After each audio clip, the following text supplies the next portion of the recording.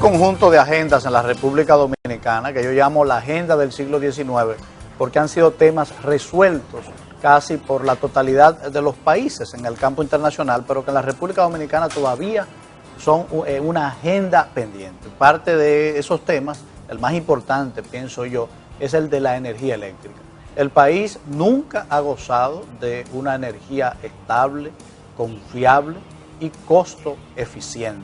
Por eso siempre debemos debatir estos temas para concienciar a los ciudadanos y también a las autoridades sobre las urgencias en este sector. Para ello hemos invitado al ingeniero Milton Morrison de la Asociación Dominicana de la Industria Eléctrica. Buenos días y bienvenido. Buenos días. Una vez más, siempre es un placer conversar con Bueno, muy buenos días, Lorena, Homero. Como siempre, para mí es un placer estar aquí. Ya lo vamos a poner el nombre. No, vamos a poner el nombre, estamos pensando. Yo creo él se lo merece, Homero, él se lo merece. Pues justo comentábamos que ya el lunes inician las discusiones y mientras hacíamos investigaciones me encontré con algo muy grato. Es una página, pactoeléctrico.do, donde está la información completa que se va a seguir, o sea, para que el ciudadano pueda darle ese seguimiento constante a este proceso. Y vi el calendario donde se dice que para el mes de junio se espera que ese pacto eléctrico se concluya. Sí. ¿Cómo va a ser ese proceso para que lleguemos a ese punto de una manera tan rápida cuando entendemos que la República Dominicana, cuando se mezclan las sociedades sindicalistas y todos los procesos, es un poco complejo? Ya, sí, bueno, tal como tú señalas, Lorena, el gobierno habilitó un portal que es el pactoeléctrico.do, donde pusieron las informaciones más importantes en términos de lo que es el cronograma de ejecución y también colgaron la propuesta del gobierno que llevarán a las discusiones del pacto eléctrico. Tal como tú señalas, en junio, según ese cronograma, deben haberse concluido todas esas discusiones. Lo que sucede es que el decreto que instituyó, digamos, a los diversos actores e instituciones que van a participar, dio un plazo de 6 meses para que se pudiese tener ya un pacto firmado, y también hay una experiencia previa con el pacto educativo, que precisamente el pacto eléctrico toma mucho de la metodología ya agotada en ese proceso, y que basado en el mismo quizás ahora harán las cosas un poco más ágiles. Si tú observas en el cronograma, el primer mes y medio, algo así, hay todo un proceso de una consulta nacional en donde de manera regional se pretende tomar todas las opiniones de la sociedad en su conjunto representada, y luego vienen los debates en las mesas de discusiones, un grupo de expertos velan, y después viene la parte ya de la plenaria final. O sea, yo creo que si unimos voluntades, es posible que en 6 meses podamos tener un resultado. Indudablemente que siempre es inteligente acudir a la sabiduría colectiva, y me imagino que replicar el método del pacto por la educación en el pacto eléctrico es tomando esa experiencia positiva y trasladándola a este tema. Pero hay una preocupación que me surge, es que son 2 temas diferentes. Yo pienso que un ciudadano puede tener una visión bastante clara sobre cómo quiere que sea la educación de sus hijos, pero no estoy tan seguro que los ciudadanos en general, el ciudadano promedio, normal, tenga una visión de lo que sea necesario hacer en el sector eléctrico para arrojar una solución. Entonces me preocupa que se acuda a esta técnica de discusión abierta, sin limitaciones, porque puede entorpecer una discusión verdaderamente con elevación técnica para lograr un resultado. ¿Usted no cree que debería restringirse eso a...? Bueno, totalmente. Tú tienes razón, porque estamos hablando, haciendo una comparación con el tema educativo, es un tema, la educación, todos tenemos una idea de lo que queremos. Vamos a ser sinceros, los dominicanos tenemos solución para todos los problemas del país. Todos somos expertos. Es así, si ahora mismo ustedes mandan una cámara afuera y le preguntan al primero que pase ahí, y él tiene una solución. Él tiene una solución, él dice que si se hace eso, que ya, se acabaron los conflictos y los problemas. Pero obviamente sí, el tema eléctrico tiene niveles de especialización y de áreas técnicas que en un debate serio y transparente deben ponerse sobre la mesa una serie de propuestas sensatas, con sentido lógico, que apunten a la solución. Por eso es que yo en múltiples ocasiones he planteado que en el tema de las discusiones para el pacto eléctrico debemos primero poner en el centro un servicio estable, confiable, de calidad y a precio competitivo que beneficie y satisfaga al consumidor. Y a partir de ahí entonces comenzar a encontrar todas las posibles acciones y actividades que nos lleven a ese objetivo. Pero si comenzamos de una manera dispersa, a cada quien por área, plantear lo que entiende que es una solución, porque miren qué es lo que sucede. En ocasiones tú puedes entender que un planteamiento determinado le da respuesta a un área X, pero cuando viene a ver tiene eso consecuencias en otras áreas que de una u otra forma no permite llegar a la solución como tal. Entonces, y cada quien va a defender sus intereses. Exacto, entonces por eso hay que ver el tema de manera integral, de una manera holística, o sea, no solo aferrándose y poniendo una lupa en un punto, sino que podamos ver el todo y que cada una de las soluciones que se planteen vayan concatenadas y que también sean planteamientos que tengan niveles de realización posible, porque a veces se plantean ideas que pueden lucir descabelladas o ideas que pueden ser muy buenas, pero no existen los recursos para llevarla a cabo. Entonces tú puedes tener una gran idea, un gran proyecto, pero si tú no tienes el financiamiento o la capacidad de ejecutarlo, es una mera aspiración. Entonces debemos tratar de que el pacto eléctrico no se convierta en una frustración colectiva, en el sentido de que las personas entiendan que luego de discutido eso ya se resolvió el problema eléctrico. Hay que explicarle y hablarle claro a la sociedad dominicana, decirle, miren, esto es un proceso, tal como tú decías, Homero, esto es un problema de 100 años, no lo vamos a resolver de un día para otro, hay tales y cuales procesos, hay sacrificios que deben hacer todas las partes, el gobierno, el sector privado, los consumidores, asumir una actitud más responsable. O sea, si vamos con esa actitud, yo creo que se puede lograr algo, pero si vamos con discurso politiquero y demagógico y de quedar bien con la gente, entonces ahí eso será un desastre. Ahí donde está el problema, la demagogia. Tú mencionaste el hecho de que las soluciones deben de ser practicables, o sea, conseguibles, y un elemento que limita esa posibilidad es el alto costo para la solución del problema eléctrico en la República Dominicana. Se han hecho diversos estudios y la realidad es que ahí se habla de miles de millones de dólares. Ni el gobierno los tiene, ni el sector privado dominicano los tiene, sin acudir también a la comunidad internacional inversora. ¿Qué se ha pensado para modelar una posible solución de financiamiento para ese sector? Porque definitivamente va a ser recurriendo a financiamiento. Claro.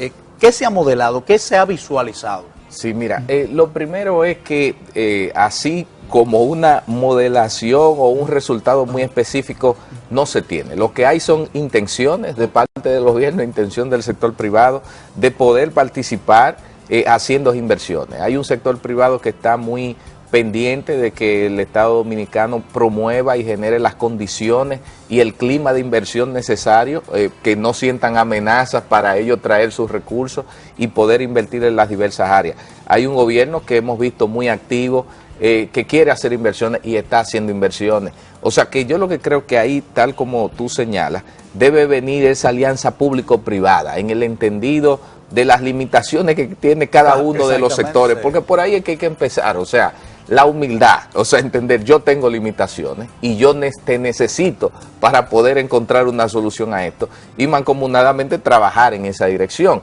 Si eso se da y logramos un sector eléctrico en armonía, que ya se reduzca esa diatriba, esos temas, las fricciones que uno dice y otro, yo creo que encontraremos en el escenario internacional un ambiente adecuado para que fluyan los capitales, como sucedió en el proceso de reforma del sector eléctrico, porque llegaron muchos recursos, pero eso fue porque se desarrolló todo un marco legal y regulatorio y se enviaron señales positivas a todo el ámbito internacional de que había armonía y un deseo de impulsar las cosas, y eso llegó a la República Dominicana. Entonces, eso es un elemento fundamental y sí, las voluntades están ahí, vamos a ver cómo se materializan.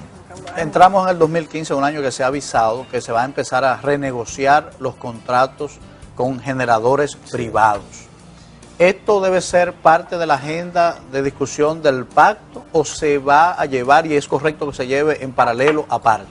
Sí, mira, me llama la atención. Claro, mira, Homero, el tema de la de renegociación. Lo que pasa es que durante muchos años, cuando se firmaron esos contratos, lo último de la ola de los llamados Acuerdos de Madrid, sí. Pasaron muchos años y muchas voces se levantaron en el proceso de que había que renegociar esos contratos. Y la palabra renegociación como que se quedó marcada en el imaginario y en la mente del dominicano y de muchas autoridades. Pero la ley de electricidad es muy clara. La ley general de electricidad dice que al vencimiento de los contratos lo que hay que celebrar son licitaciones de compra de energía para que todo el mundo participe. Porque una cosa es tú renegociar. Renegociar es decir, bueno, Lorena, a ti se te acabó tu contrato, mira, yo quiero que tú me vendas esto, y tú y yo comenzamos a renegociar. Una licitación es decir, bueno, aquí se está acabando este contrato, de Lorena, yo voy a participar, a invitar a todo el mundo, vengan, háganme su propuesta, y yo sobre la base de mis especificaciones técnicas y requerimientos, escojo la que más satisfaga mis necesidades. Entonces, pero hay una tercera interpretación, sí, que es la que ha quedado en el imaginario y en el deseo de la población, que significa lo siguiente: renegociar es un contrato que todavía le falta mucho tiempo por vencerse. No, ya ayer se acabó uno y por ahora eso, no queda. Pero quedan, y en algún punto de cuando surgió en la sociedad dominicana esa petición, quedaban contratos que faltaban años por vencerse. Entonces, ¿qué es renegociar? Es decirle a alguien, mira, yo pacté contigo 15 años y estamos al séptimo, faltan 8, pero yo quiero que nos sentemos en la mesa para ajustar algunos elementos. Sí. Entonces, en el imaginario popular ha quedado ese concepto de renegociación. Contratos que le falta mucho tiempo por vencerse y que no podemos esperar por una serie de condiciones que se venzan para hacer lo que tú dices. ¿Qué ánimo hay en el sector privado para aceptar renegociar en ese sentido? Sí, bueno, lo primero es que, tal como tú señalas, hay que ver la coyuntura cuando las cosas se dieron. Hace 6 años la gente hablaba de renegociación y el tema de las licitaciones no tenía cabida porque había un contrato.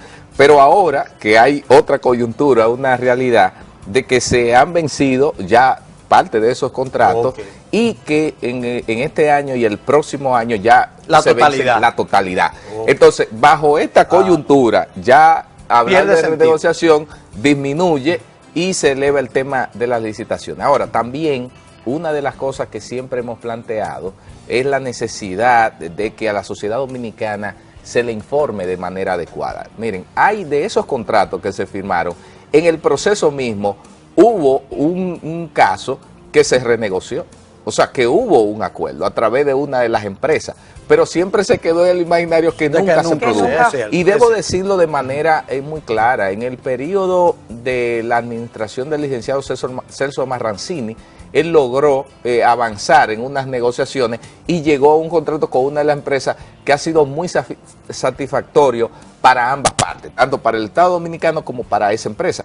Pero esas cosas no se han dicho. Entonces siempre se ha hablado desde hace años renegociación, pero créanme que muchos o la mayoría de esos generadores que tienen los contratos siempre se quedaron esperando cuál es la propuesta para tú renegociar.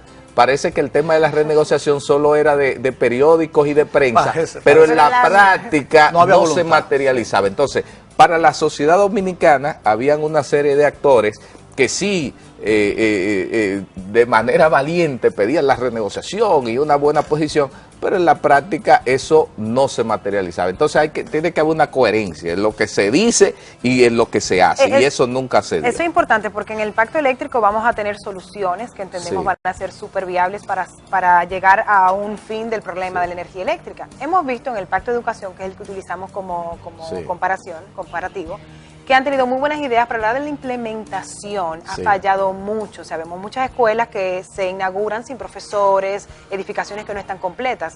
Hasta ahora las propuestas que hay para el control de que ese plan se lleve a cabalidad y podamos entonces avanzar para que el 2030, cuando finalice este pacto, digamos, mira, logramos los objetivos. Exacto, mira, eso precisamente es una de los elementos que pueden preocupar y nos preocupan, en el hecho de que el pacto eléctrico no puede ser un manojo o un grupo de buenas intenciones y de promesas sin ni siquiera responsable de la ejecución, sin recursos claramente identificados y sin un cronograma y fecha clara que nos permitan tener indicadores de desempeño y cualquier ciudadano en la página web diga, oh, pero aquí prometieron esto a tal fecha y no se ha cumplido nada. Porque entonces, como se va a involucrar tanto el ciudadano, van a estar así. Exactamente. Entonces, al final de cuentas, ese pacto debe arrojar un plan de acción, pero un plan de acción concreto.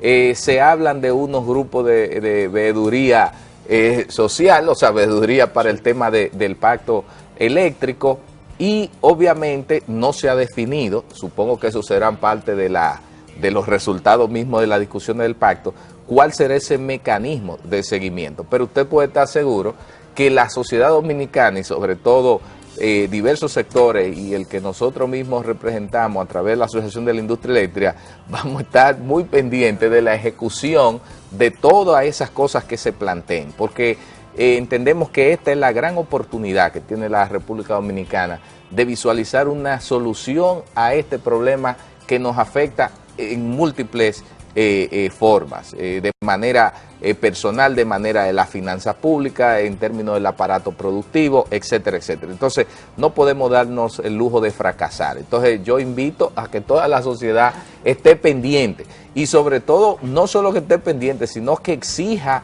transparencia y objetividad. Esta es la oportunidad para arrojar todo, para que salgan todas las informaciones, para que la gente pueda saber qué es lo que es cierto y qué es lo que no, qué es lo que se le ha estado hablando mentira tanto tiempo, porque si no se manejan informaciones veraces y concretas, no es posible encontrar una solución. Bueno, exhorto a la gente, en la página pactoeléctrico.do hay una opción que es discusiones, donde tú ingresas tu nombre y tu correo y vas a recibir periódicamente todo lo que ocurre en este proceso del pacto eléctrico. O sea, vas a estar 100% informado. O sea, que es una presión para ustedes muy fuerte también. Claro, bueno, hay un punto que es la preocupación fundamental del consumidor. El consumidor, el único objetivo que quiere es una energía confiable, entiéndase, 24 horas de energía al mejor precio que se pueda. Exacto.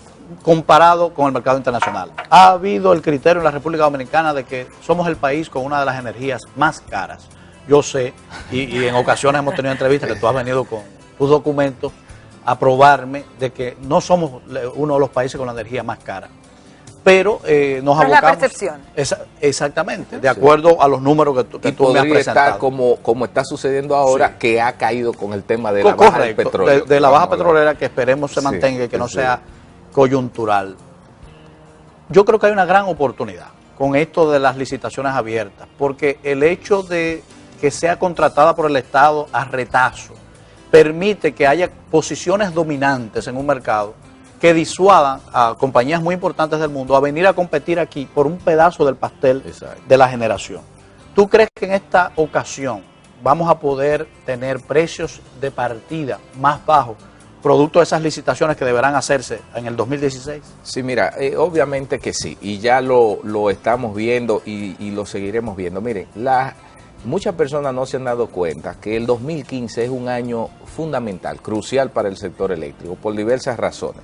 Primero, fíjense cómo hemos iniciado el año con el tema de la baja del petróleo, que no ha beneficiado, es un tema coyuntural, cíclico, pero no sabemos cuánto durará, pero mientras tanto ya ha comenzado desde hace algunos meses a darnos ahorros significativos. Bueno, ayer llené el tanque de mi vehículo y la sonrisa con la que salí fue una cosa, o sea, él me dijo, usted está muy feliz. Y mira, y Lorena, y eso se ha traducido también en los costos de generación, porque los precios de los generadores que producen con petróleo han caído increíblemente, a unos niveles que cuando yo esta mañana veía los números de cómo están los costos variables de generación, estamos viviendo, y oigan esto es importante, estamos viviendo un esquema, una situación similar a como sería cuando entren las plantas a carbón que va a entrar el gobierno. Sí, porque tenemos ahora mismo empresas que generan con petróleo, que generarían, en términos de lo que se le llama el precio monómico de energía,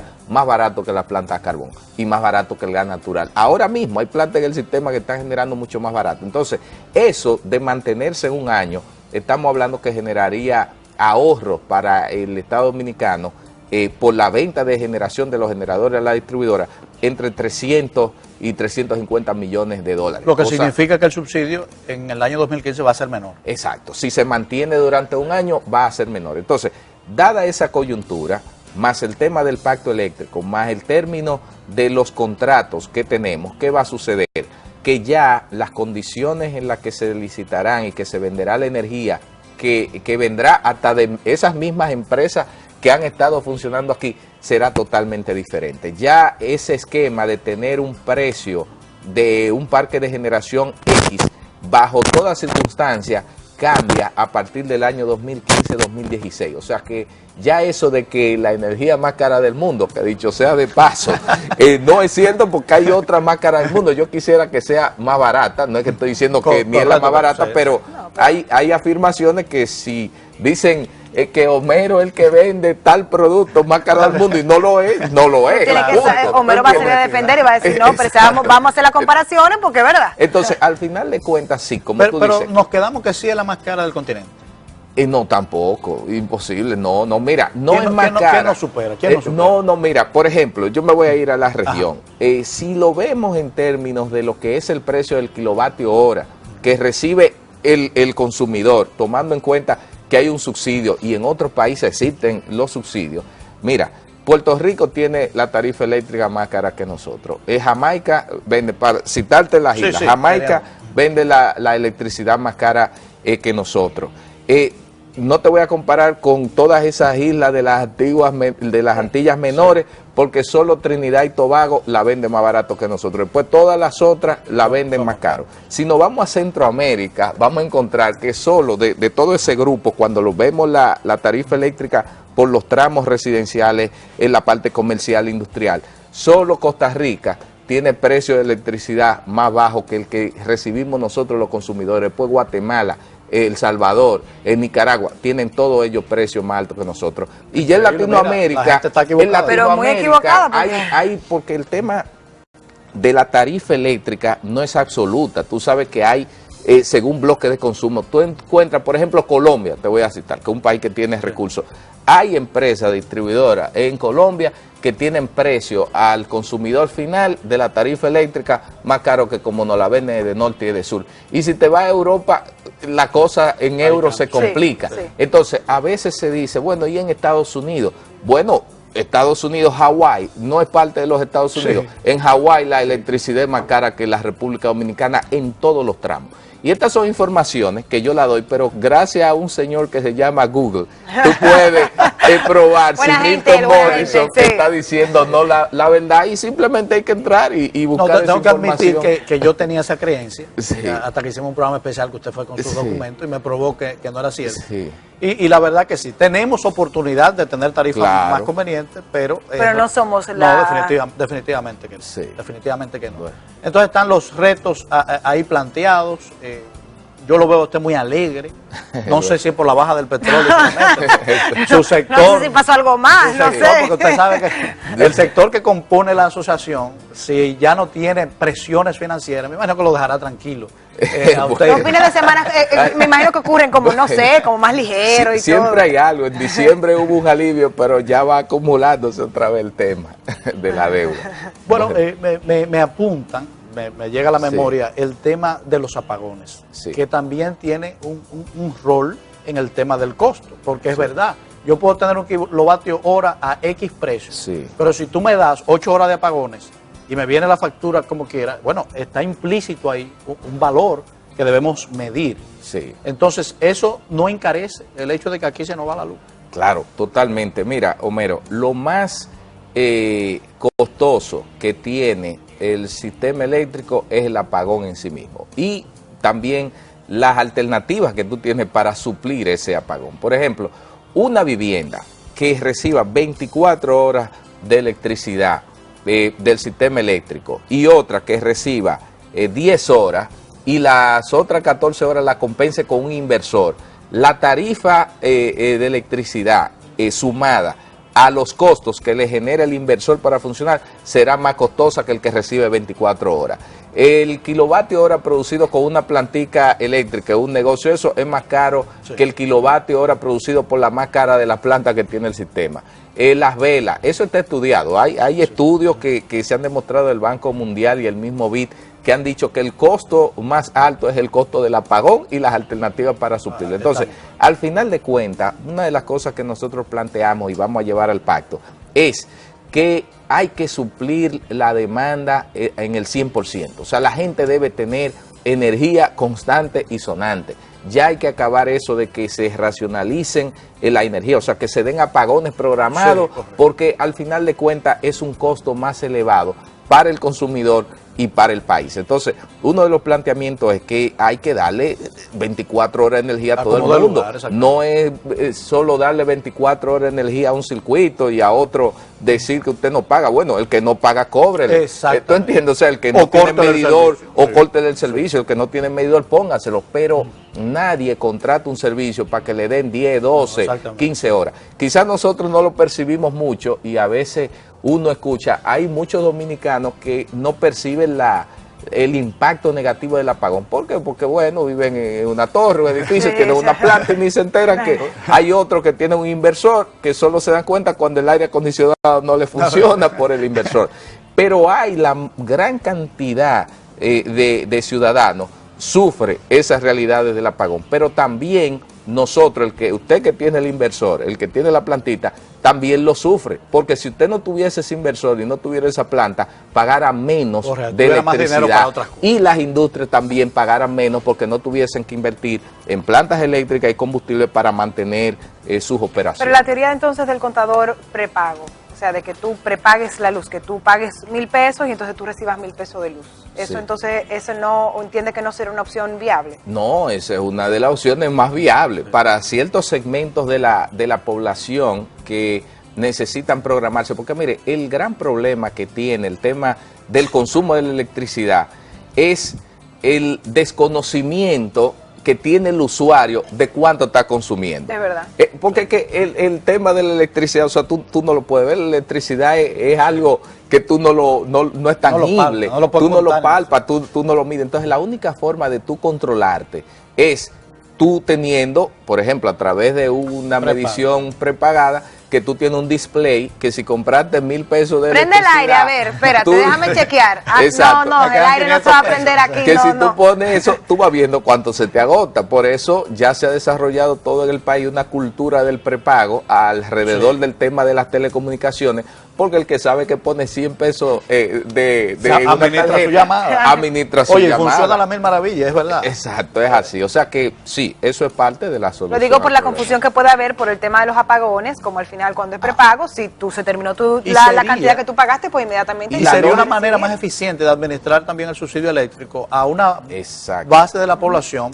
Estamos de acuerdo que hay un 11% de los dominicanos que viven en la marginalidad absoluta, o sea, por debajo de la línea de la pobreza, en la marginalidad, y ellos merecen energía eléctrica también. Claro. Entonces, esa sería una manera de focalizar la ayuda, porque ahora es al bulto.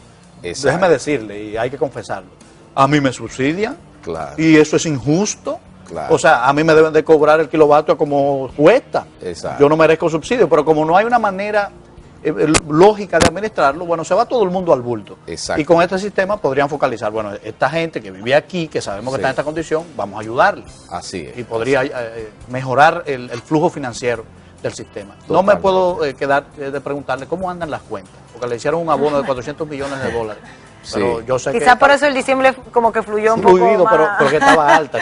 Sí, estaba alta, pero como tú muy bien dices, o sea, en diciembre superó los 1.000 millones de dólares, se pagaron esos 400, ya vamos a mediados de enero, y obviamente bajó. Lo que hay que ahora en el 2015, el gobierno lo que tiene que hacer es hacer abonos mensuales y no dejar que las cosas se acumulen tanto, para no dejarla crecer, pero en estos momentos anda por alrededor de los 700 millones de dólares. O sea que si no le abonan ahora en el mes, no, vamos a poner igualito. Pico de millones más, y si duramos 4 meses sin pago, entonces volvemos a los 1.000 millones. Oye, eso es el cuento nunca acabar. Bueno, suerte. Muchísimas gracias por estar con nosotros. Gracias a ustedes.